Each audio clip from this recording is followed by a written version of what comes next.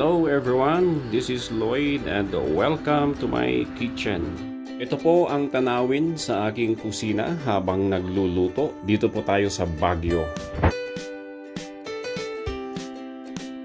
Gagawa po tayo ngayon ng baked pasta.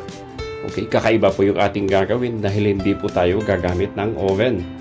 At para po sa mga hindi masyado sa karne, ang gagawin po natin ngayon ay wala pong karne. Meatless, ika nga. Pero kung bago po kayo sa channel na ito, mag-like lang po at mag-subscribe at subaybayan po ang lahat ng aking mga updates sa channel na ito. Magsimula na po tayo. Magpainit po tayo ng 2 litro ng tubig. 2 tablespoons of salt. Maghanda po tayo ng 450 grams ng macaroni pasta. Yung magandang quality po. Kailangan po natin ng 2 kamatis. I-chop po natin yung ating kamatis sa cubes. Maglalagay po tayo ng bawang at sibuyas. Usually po pag Italian pasta, wala pong bawang at sibuyas. Pero dahil po Pilipino tayo, gusto po natin ng bawang at sibuyas. Ano po?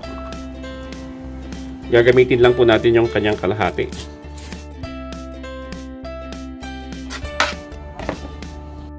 Kailangan po natin ng 4 cloves of garlic.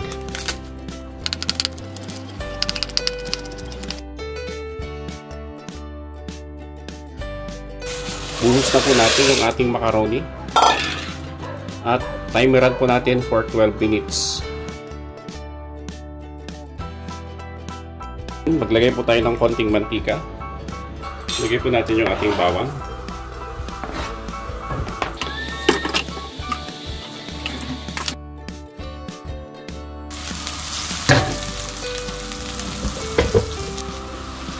Okay, lagyan na po natin ng kamatis.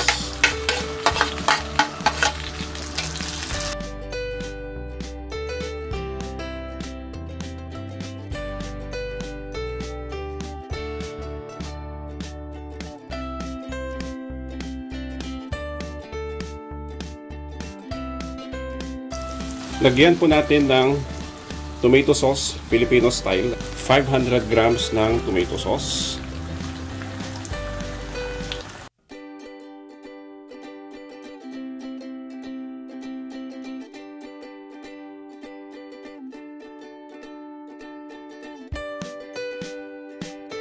Ito po yung isa sa aking sikreto sa paggawa po ng pasta, oregano. Lagyan nyo po siya ng oregano, yung inyong pasta. Masarap po siya. Lagyan po natin ng about a tablespoon.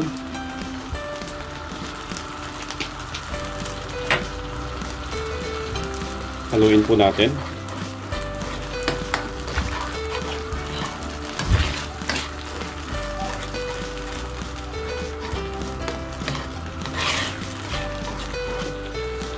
Saka po natin ilagay ang ating pasta.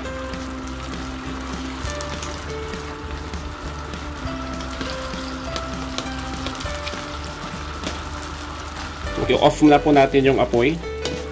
Patayin na po natin yung apoy.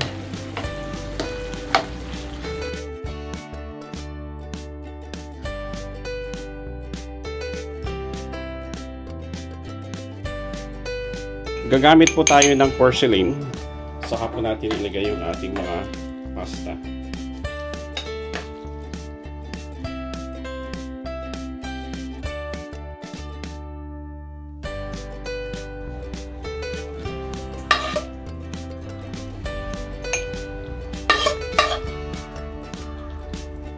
Lagyan ko po ng oregano.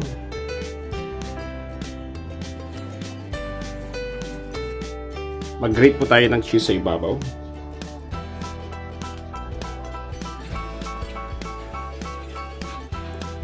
Okay, ready for baking. Kung meron po kayong oven, i-bake nyo po for 15 minutes at 240 degrees Celsius. Okay, kung wala po kayong oven, walang problema. Ito po yung gagamitin natin. Malaking kaldero.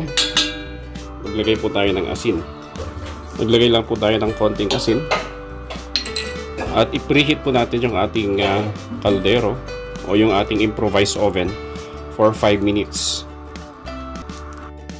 Okay, pag mainit na po, Na-preheat na po natin.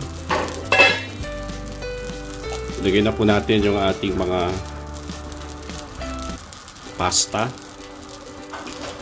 Dahan-dahan po, mainit po para hindi po kayo mapasok.